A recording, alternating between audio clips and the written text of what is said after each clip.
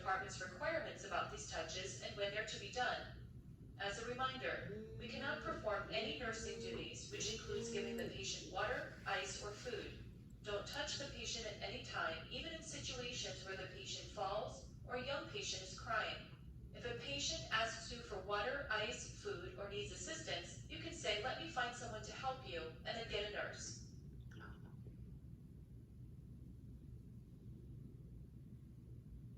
AM freshening is performed in the morning when a day shift housekeeper first reports to the unit.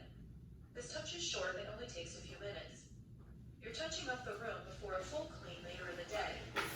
Always knock and ask for permission to enter, then let the patient know you are there to check on the room. Perform hand hygiene upon entering. In this touch, you empty the waste bins, clean major spills or debris, and touch up the restroom. Make sure you put gloves on when handling waste or cleaning spills. Then remove gloves and perform hand hygiene before adding towels, soap, or toilet paper to the restroom. Once you've touched up the room, let the patient know you'll be back later to clean and say goodbye. The second touch is the daily clean, where we apply our high-profile cleaning approach. You will learn about high-profile cleaning in more detail in a different section of the course. PM freshening is the same as AM freshening, though performed at the end of the day shift. You are touching up the room before you leave for the day. Always knock and ask for permission to enter, then let the patient know you're there to check on the room. Perform hand hygiene upon entering. Just like in AM freshening, we empty the waste bins, clean major spills or debris, and touch up the restroom. Make sure you put gloves on when handling waste or cleaning spills. Then remove gloves and perform hand hygiene before adding towels, soap, or toilet paper to the restroom. Once you've touched up the room, let the patient know they can contact a nurse if they have additional cleaning needs, then perform hand hygiene and say goodbye. The fourth touch has multiple options, including turn-down service, which is just like the AM or PM freshening, or floor burnishing. This touch is completed by a second shift housekeeper, typically after dinner or before bedtime. Refer to your manager or training mentor regarding the fourth touch. So the first three touches, those are for the morning shift, okay? You guys are coming in as dischargers, so you're gonna help us turn the rooms over, okay? So when the patient leaves, you guys come in and prepare for a new patient, okay? That's what a discharge is. However, sometimes first shift is swamped, okay? They get super busy for whatever reason, or they didn't get to complete the rooms, right? If you get a task like element, we need you to do the dailies on 72. So daily cleaning is what they're gonna go over here, okay? So it's basically just a touch-up clean of the room. The patient is in there, but we need to service them, okay? A lot of the times too, the patient they don't want the housekeepers to go in to clean the room, which is totally fine. So the morning shift, they have to do all three touches. And if they go into the room, "Hi, my name is Claudia with housekeeping, is it okay to clean your room?" They say, "No, I don't want you here, blah, blah, blah," whatever reason, or come back later, then what we do is we move it on to this next shift, okay? Because the patient here, they're the boss. Okay. We basically, do whatever they want, which is their room, right?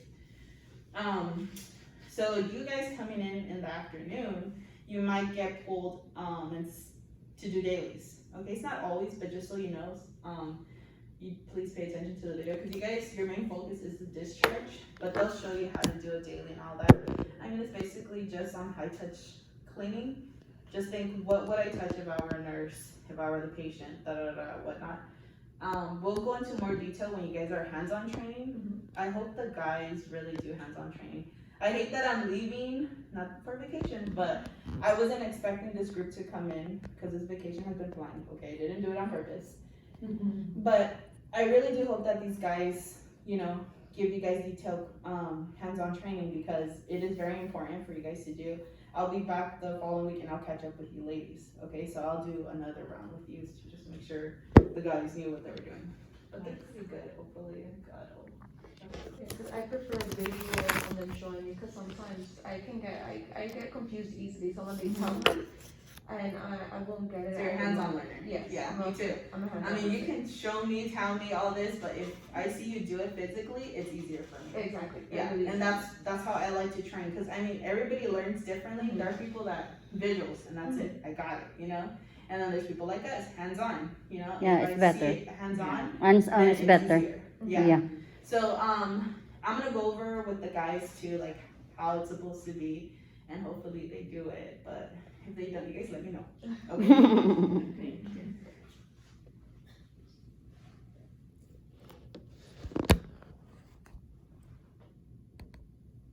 High-profile cleaning is the approach we take when disinfecting rooms at the facility. Each step of our approach has an opportunity for you to provide the safest, cleanest environment for you, patients, and guests while interacting with them.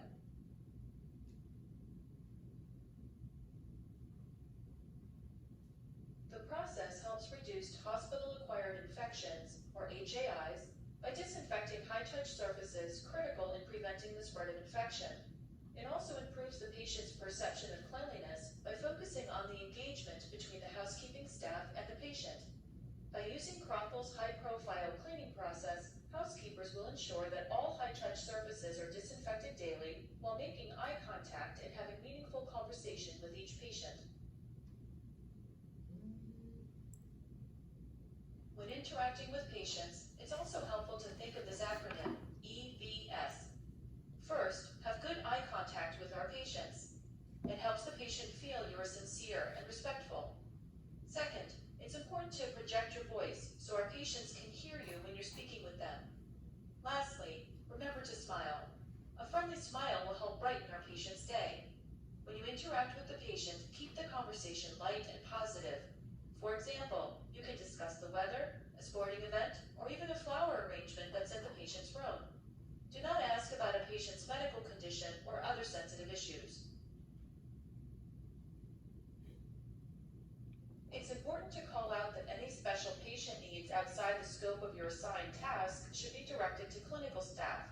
This includes, but not limited to, such things as giving the patient water, ice, and food. Don't touch the patient at any time, even in situations where the patient falls or a young patient is crying. When a patient asks for assistance, your initial reaction might be to help. However, there may be medical implications for the patient's health and safety that we are not aware of. Though well-intentioned, our actions could inadvertently have a negative impact on our patient.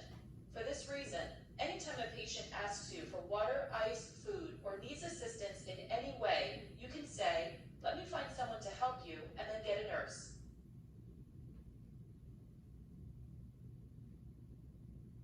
Before we begin our detailed review of high-profile cleaning, let's first watch a video of Diana Williamson, one of our award-winning housekeepers. Listen to Diana as she describes her impact on the health and well-being of our patients through her positive interactions. As you watch the video, think about your role and your impact with patients. When the video finishes playing, click the next button to continue.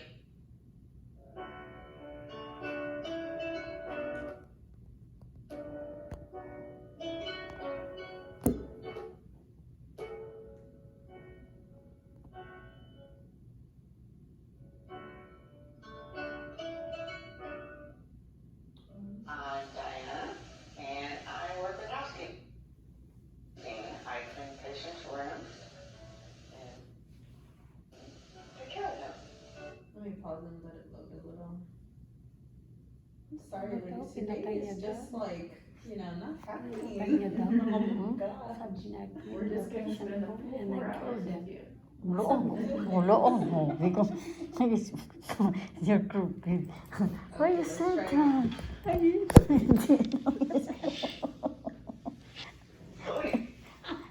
Kinaano yan sa Take niya care sa of dito people. na I like to banda. interact with people, and I get to meet a lot of nice people. When I first started here, also getting me a job. Okay, this video isn't playing. Basically, Diana's like a housekeeper, okay, and she's been recognized by the company for what she's done. Being housekeeping, we're at the bottom, okay? Housekeeping, unfortunately, is, at the bottom. We get blamed for everything. You know, it's a job that not everybody wants, but it is extremely important, okay? The hospital will not run without housekeeping, let me tell you that. You'll never see a doctor, nurse, whatnot, pull trashes, clean restrooms, turn over rooms. You won't see that. So your job is extremely important. That's basically what Diana is saying. You know, gets recognized by the patients, which is good on your behalf too. We have a patient experience manager here. Her job consists of visiting the patients, right? So her name's Latoris, you guys will meet her. Latoris's job consists of visiting the patient. She'll go in, hi, did the housekeeper come in today? And whether you made an impression or not, the patient's obviously gonna say so. There's a survey that they take. Have you guys ever been admitted to a hospital before? Did you ever get like a survey? No. Oh, you didn't get one? No. Oh. Well, they're supposed to send you a survey, girl. So everybody who gets admitted to a hospital gets a survey, right? It's all about scores in hospitals, and it affects the bonuses of the housekeepers. So if we score like above 80, you guys get a bonus, right? Working in the hospital because you guys are improving the scores. The higher the score, the better the hospital, right? So patient experience is extremely important. If you talk to the patients, they'll remember you, you ladies will all be coming in the afternoon for discharge cleaning, right? You won't be doing daily, but you will be, sometimes not always, sent to a room that's a double bed, right? Now the patient's on that side, but you're here to discharge this side, right? We always acknowledge that other patient, okay? We never come in and just ignore, like, okay, I'm just gonna do this room and I'm not gonna talk to that person, no. If that person can remember that there is a good housekeeper there, sweet, blah, blah, blah, whatnot, that is awesome, okay? And again, we are in their personal space. They are here not by choice, okay? A lot of the people here are because they're sick, obviously, right? It's a hospital, it's not a hotel. But this is their home for time being, right? So our job is to provide them a clean environment, okay? So this whole video about Diana, she goes on talking about her patients that she had and how they affected her life and whatnot. And basically we all want you to be like a Diana, so we can update the video and make a video about you. Okay, so be awesome, talk to the patients, and let's just provide them a clean environment, because that's what we do, okay? Your job is extremely important. I do have Don't a forget question. that. I did hear when you said we knock and we ask them permission, and I know how you mentioned that there's like a double bed when there's a patient on one side and there's another, and when they send us to clean that, we still knock and ask them permission, or? Yes, Okay. yes. Yeah, Always do. I just wanted to clear on that. Oh Yeah, like, that's the most just go important in. thing. Yeah. So imagine yourself being the patient, okay? You're laying down, like, Yeah. falling asleep on medication, whatever. And then you just see somebody come in and start like moving stuff around, and you're like, oh, what are you doing? So it's rude, so that's why we have to always acknowledge the patient. Correct. Introduce yourself. Correct. That's a good question, but if the person is not able to answer you or just doesn't answer you, you just go away? Depends, yeah. So if the patient is unable to answer, then we'll ask the nurse station, is it okay to go discharge this room because the patient is there? As you ladies are the 4 p.m. group, Yeah. right? So you ladies are gonna be here later, right? So they're sleeping, right? Be a ninja, okay? Be as quiet as possible, but we do have to go in. Most of the time the patients are awake, honestly, because of, the nurses are in and out, poking, prodding and all that stuff. So they'll be awake. So we'll acknowledge them and just tell them, hi, I'm gonna discharge this room and be I'm gonna be as quiet as possible. Don't be like slamming things, I mean, you girls would know. Yeah. Hopefully. Yeah. Okay? Don't make a wreck, okay? Yeah. And But if yeah. they're sleeping, do we just let them sleep and we, like you said, be a ninja? Yeah, Or just let them don't let sleep and then awake try from to be as quiet as possible. And if they wake up, just say, I'm so sorry, I'm almost done, or I'll try to do this quick. Okay. But, again, the guy should show you how to do stuff, so. Yeah. You won't be making that much noise unless you're like slamming things, Yeah. which shouldn't Correct. be happening. Yeah. Because everything is either light or on wheels. Trash So you bags aren't can- noisy, trash bags. The trash bag, so this is what, I used to be a housekeeper, by the way, okay? So when a patient was sleeping, I would open up the trash bags outside of the room, okay? I'll prepare all my bags, okay, and then I'll just go in and put them Okay. in, okay? Don't do this right in front of the patient, they're sleeping, because just imagine. Put yourself in their shoes, really, okay? Like, would that be cool? No. Okay? So let's get Diana. Thank you, Diana. Congratulations, Diana. Exactly. Yeah. The high-profile cleaning process applies to all room types. Additional personal protective equipment, special precautions, or chemicals needed for specific room types will be discussed in steps to follow with occupied patient rooms. Although the steps involved in the high-profile cleaning process are presented in a definite order, your department might need to change the sequence of steps. Your manager or training mentor will review any department-specific changes from these steps. If you see a speaker icon on the screen, click it to hear a conversation moment with your patient. After you have reviewed each step, you will take a short knowledge check.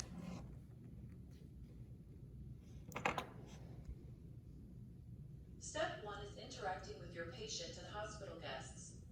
Knock and get permission to enter the room, then perform 2 important safety practices. First, place a wet floor sign outside of the door to notify all hospital guests and personnel that the floor will be wet after mopping. This will prevent a slip and fall. Then, perform hand hygiene upon entering the room to prevent passing of germs to your patient. Introduce yourself to the patient and any guests in the room by saying your name, department, and that you're here to clean their room. By introducing yourself in this way, the patient clearly knows who you are and why you're there. After completing this course, you will meet with your manager or training mentor to practice your introduction. Put on gloves before disinfecting the room to prevent the spread of germs and protect yourself from chemicals. Note that you may be required to use additional types of personal protective equipment or PPE, such as a gown or mask, depending on the area you will be working in. You will learn more about PPE and special precautions to follow during the isolation cleaning course. Good morning, my name is Mary and I'm with housekeeping. I'm here to clean and disinfect your room. Is that okay?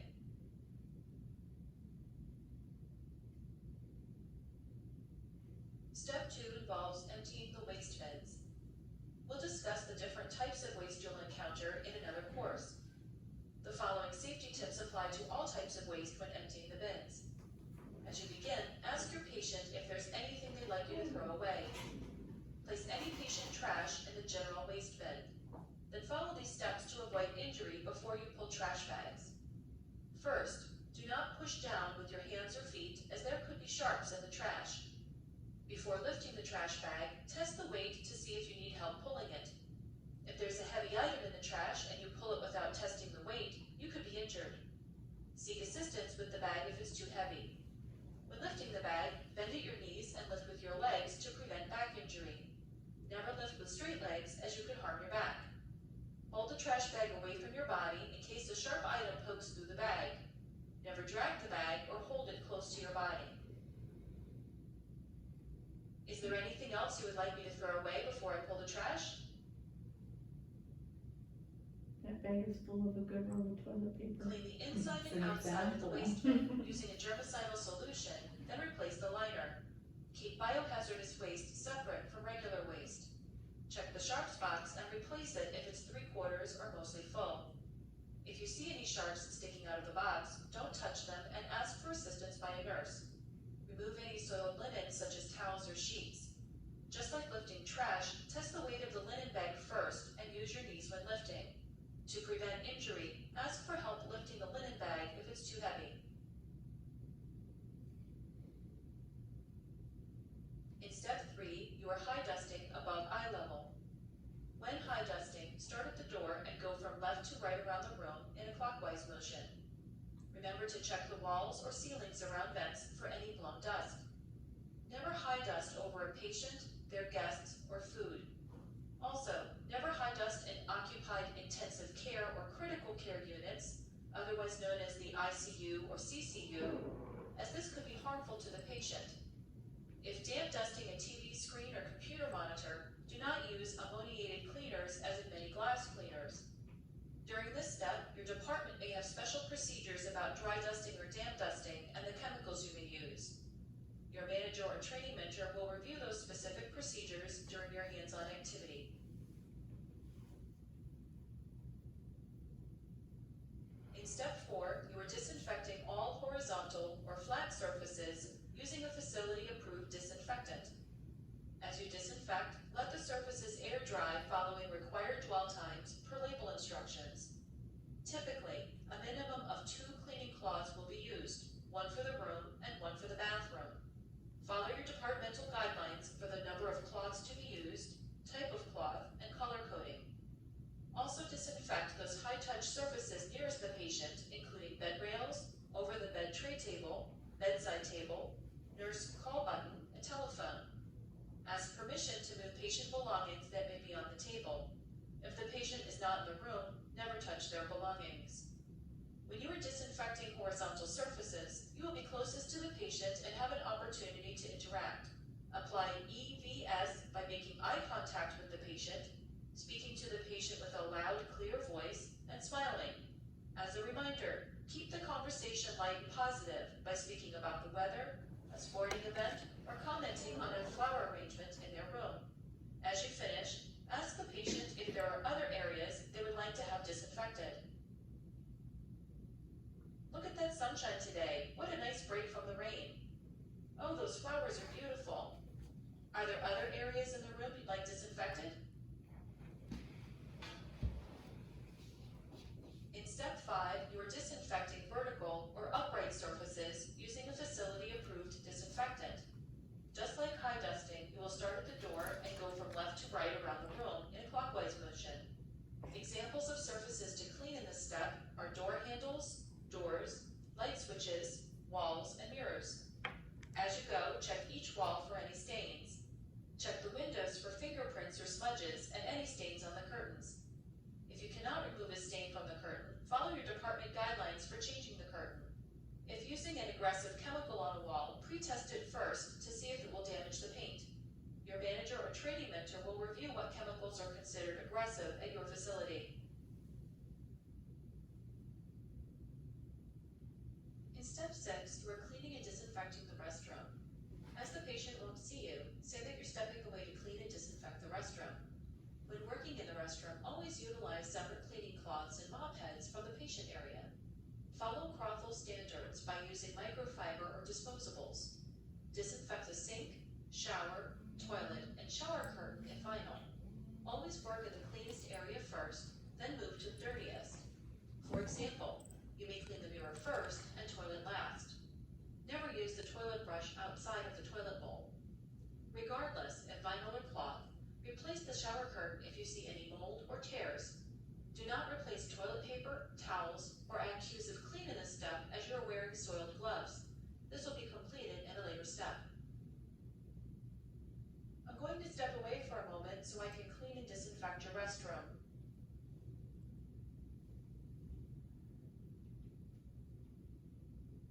In step 7, you will dust mop or vacuum the floor if there's carpeting in the patient room. Your manager or training mentor will review the equipment needed for this step, including if your department uses the microfiber process. Always dust mop before wet mopping, except in the case of a blood spill. Start at the farthest side of the room and work toward the door. Dust mop the entire floor, including under the bed and furniture. Don't shake the mop, otherwise dust and dirt may get back on the floor. Follow your department's procedure for how you remove debris.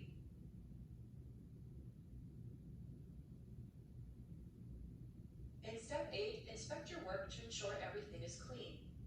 Remove your soiled gloves and perform hand hygiene. As you double check your work, think to yourself, is this room clean enough for someone I love? If not, focus on those areas that need more work. Replenish paper products, such as toilet paper and paper towels, and add nonverbal cues of clean in the restroom. Refer to your department's guidelines on what nonverbal cues of clean to use, such as adding toilet strips, blue toilet water, and V-tipping of the toilet paper. Ask the patient if there are other areas they want cleaned, then address those areas. If the patient asks for assistance with anything other than cleaning the room, get clinical staff to help. I finished cleaning your room. How does everything look to you?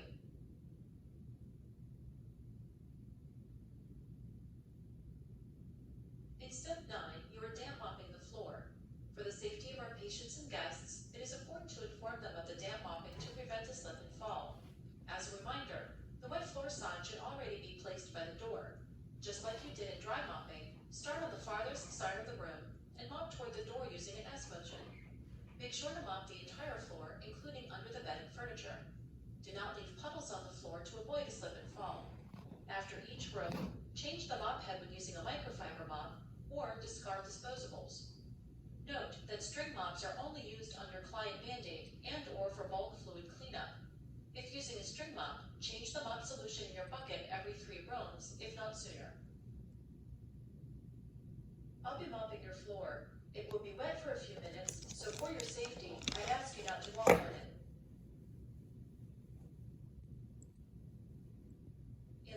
step, you are letting the patient know you are leaving and that they can call housekeeping anytime. Follow proper hand hygiene protocols when leaving the patient's room